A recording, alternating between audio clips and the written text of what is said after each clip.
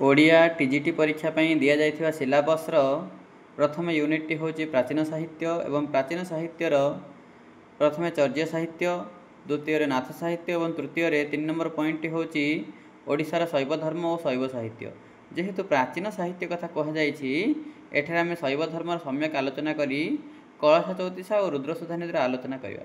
प्रथमे देखिबा ओडिशार प्राचीन शैव धर्म।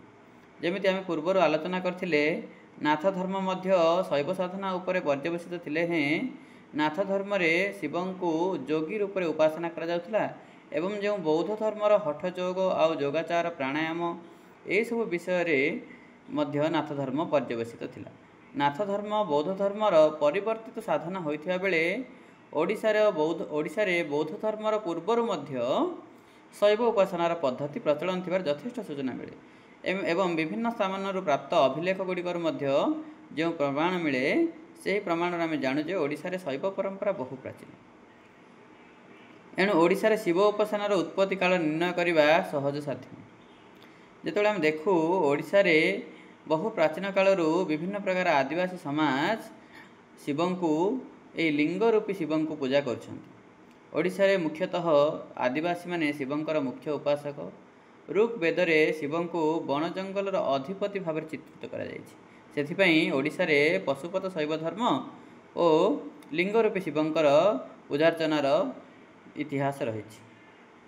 जो आम देखू ओडिशार महेंद्रगिरी कोरापुटर गुप्तेश्वर आदि पार्वत्यांचल बहु प्राचीन काल पुलिंद किरात शबर मान द्वारा लिंग उपासनार उदाहरण देखा मिले पूजा अर्चनार जो साधना अच्छी से साधना आमको देखा मिले। बर्तमान आम जो देखा विभिन्न प्रकार अभिलेख और इतिहास ओडिशार शैव आराधना ख्रीष्टीय प्रथम शताब्दी बेलू ओडिशा रे शिव मुख्यतः लिंग आकार पूजा पाते। यही समय जो आम चतुर्थ शताब्दी कथा देखा चतुर्थ शताब्दी केन्दुझर जो आसनपाट शिलालेख कौन है शिवंकर जो आनंद तांडव नटराज विग्रह पूजा पाइबार उल्लेख रही। यही अभिलेख जो से राजा थे शत्रुभंज निजक शिव रूपे निजक शिव भक्त रूपे परिप्रकाश कर।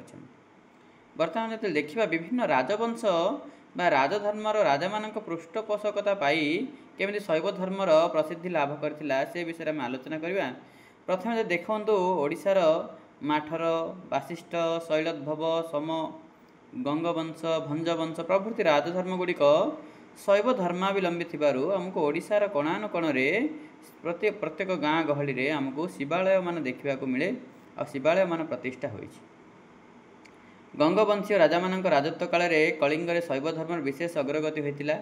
उत्कलर प्रसिद्ध महेंद्रगिरी शिखर देश में गोकर्णेश्वर शिवंकर मंदिर स्थापना करी परम आराध्य तथा सकल भुवनर उत्पत्ति स्थिति और प्रलयर देवता बोली गंग राजा माने स्तुति करछन्ति। दशम और एकादश शताब्दी में समवंशी राजा मानक राजत्व काल में शैव धर्म शीर्ष स्थान ग्रहण करथिला। जो दशम एकादश शताब्दी समवंशी अछन्ति समवंशी राजा माने एकांत शैव भक्त थिले। एही वंशर राजा जजाति केसरी प्रसिद्ध ब्रह्मेश्वर और लिंगराज मंदिर प्रतिष्ठा करथिले। एणु विभिन्न राजधर्मर पृष्ठपोषकता पाई शैव धर्म ओडिशा रे प्रसिद्धि लाभ करथिला। लोक संस्कृति और शैव धर्म जो आम लोक संस्कृति कथा कहू ओडिशा रे विभिन्न प्रकार नृत्य परंपरा हेउ किंबा भगवानंकर उपासना पद्धति हेउ ए पद्धति रे लोक साहित्य रे लोक धर्म रे लोकाचार रे शैव उपासनार उदाहरण आमको देखा मिले।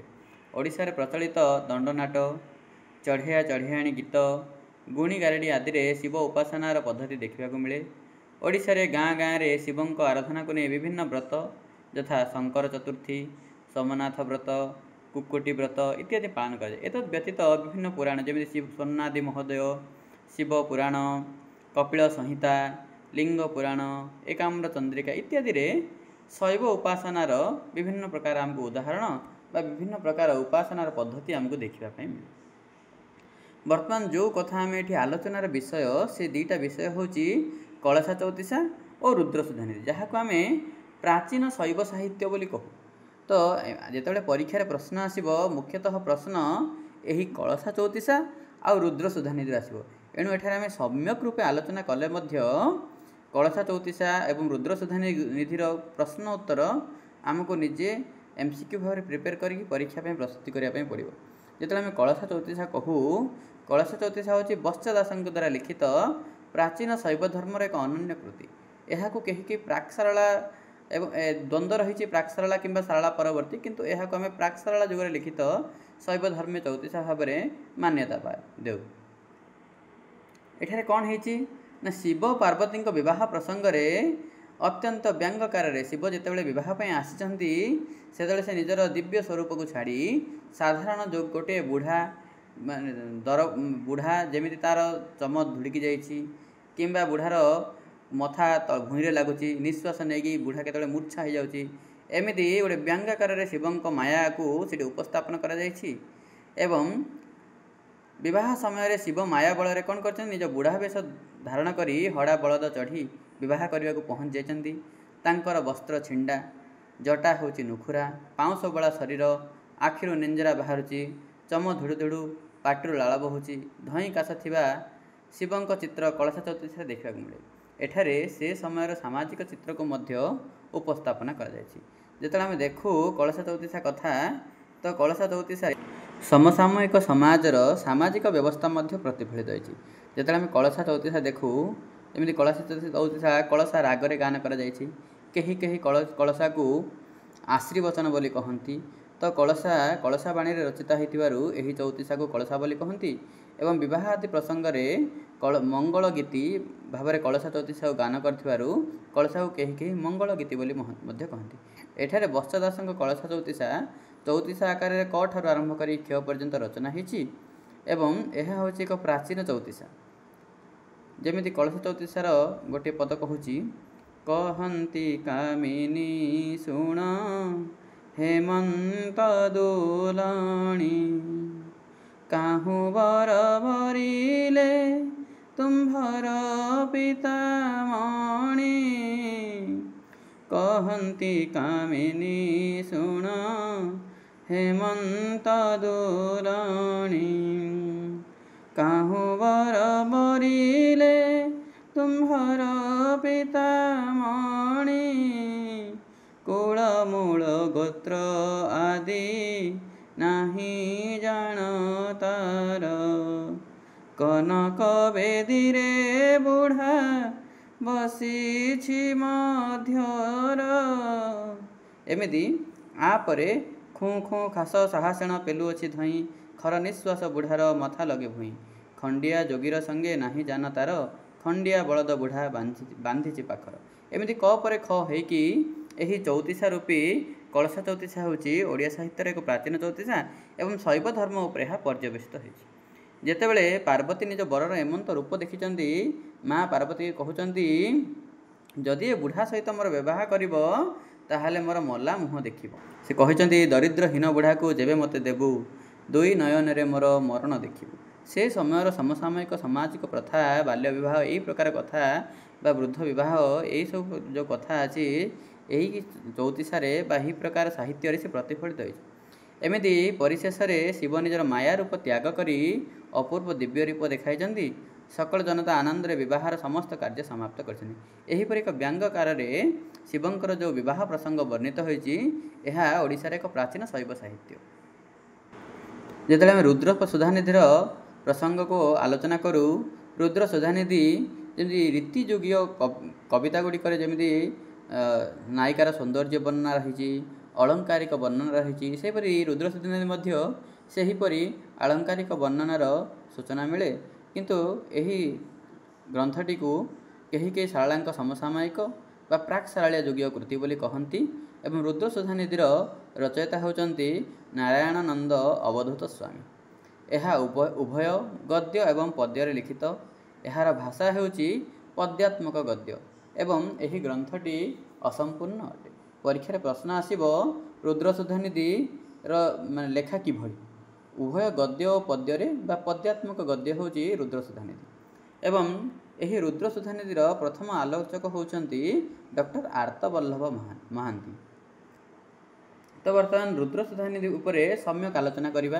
परीक्षा जेहेतु कलशा चौतीसा और रुद्र सुधानिधि विषय आसीबो, आ पूर्व गोटे कथा कहि रखिया चाहे कि विगत वर्ष ओपीएससी पीजीटी परीक्षा रे जो कलशा चौतीसार गोटे पद आसला एमती प्रश्न आसला गोटे धाड़ी देता एम से धाड़ी को ठीक कर लेख एथिरे जदि किसी भूल अच्छी बा शुद्ध पदटी लेख जमी से बसी लेक टंबा माड़ी बाली घेनी पिता किंतु जेतेबेले आमे पढ़ी अभ्यास एमती शुणी देथिबा कि बेले बेले आमको लगे कि बसी लेक टंबा माड़ी बाली घेनी पिता न होई बसिले कटंबा माड़ी बाली घेनी पिता किंतु जेमिति रचना करछन्ति बसदा सेठी लेखाई बसी लेक टंबा माड़ी बाली घेनी पिता से शुद्ध अर्थटी भी से पचारे किंतु टीजीटी परीक्षा यही प्रकार प्रश्न न पचारि पारे किंतु तथापि आमको यही सब विषय प्रति ध्यान देवाई पड़ो। बर्तमान आम जो आलोचना चलता रुद्र सुधानिधि रुद्र सुधानिधि रे डॉक्टर आर्तवल्लभ महांती अच्छा प्रथम आलोचक एवं रुद्र शिवंक पाखरे जो रुद्र माने अछंती से रुद्र को परीक्षा करने शिवंक मन हठात जो ख्याल आसी भावना आसी निमंते से पार्वती को एक मोहिनी कन्या सृष्टि करने कहते तो पार्वती कौन करचंती से निजर ज्ञान बल निजर चमत्कार बल से एक मोहिनी कन्या सृष्टि करचंती एवं से एठारे शिव परीक्षा करने चाहूँ जे पाखे जो रुद्र अछंती से रुद्रगण मोहिनी कन्यार आकर्षण आकर्षित होइकी जोगभ्रष्ट होउछंती किंबा संयम आचरण करछंती ए विषय परीक्षा करने शिवंकर लक्ष्य था।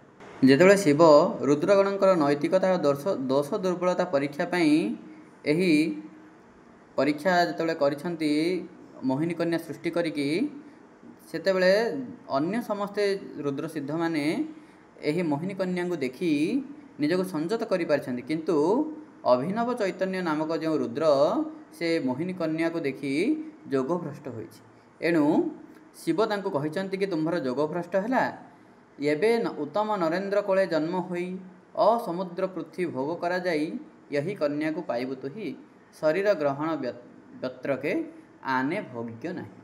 बर्तमान कहिछंती तुमको बर्तमान पुणी मर्त्य मंडल रे देह बहिया पड़ो मर्त्य मंडल जन्म होई यही कन्या को पाइला परे पुणी थरे तू तोर ये रुद्र जो सिद्धि अच्छी से सिद्धि को प्राप्त करि पारिबु।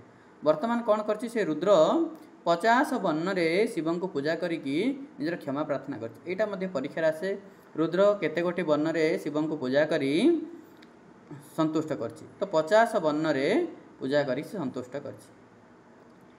अभिनव चैतन्य कौन होइछि जेतले तार मर्त्य जन्म होइछि अभिनव चैतन्य क्षीरसंधु तीरस्थ मैलान देश अमृत दया नदी कूल वसुधा मंडल राज्यर राजा अनंग पद्माकर एवं तांकर पाटमहिषी राणी शशिप्रभा पुत्र रुद्र सुधानिधि रूपे जन्मग्रहण कर पार्वतींकर मानस कन्या बहुत दिन तपस्या कलापर से पृथ्वी तिलक राज्यर राजा धर्मध्वज और राणी कपिलापति कन्या मृत्यु संजीवनी करणी रूपे जन्मग्रहण करछन्ति। दुहिंकर मिलन और विवाह रुद्र सुधानिधिर विषय वस्तु रही एवं यही रुद्र सुधानिधि ग्रंथटी संपूर्ण नुह एणु बर्तमान आमको रुद्र सुधानिधि आ कलश चौतीसा उपर ध्यान देकी ए दुईटारू केते प्रकार एमसीक्यू हो पार परीक्षा उपयोगी प्रश्न उत्तर निजे एमसीक्यू प्रिपरेशन करी आमको पढ़ाई पड़ो जेहेतु परीक्षा धीरे धीरे धीरे धीरे अधिक अधिक कष्ट हो जाऊँगी से आमको गोटे गोटे जो लाइन गुड़ाक आमको टिके कन्फ्यूज लगुच जमी बसिले एक टंबा माड़ी बाली घेनी पिता एमती किसी किसी शब्द को ध्यान देवाई पड़ो। धन्यवाद।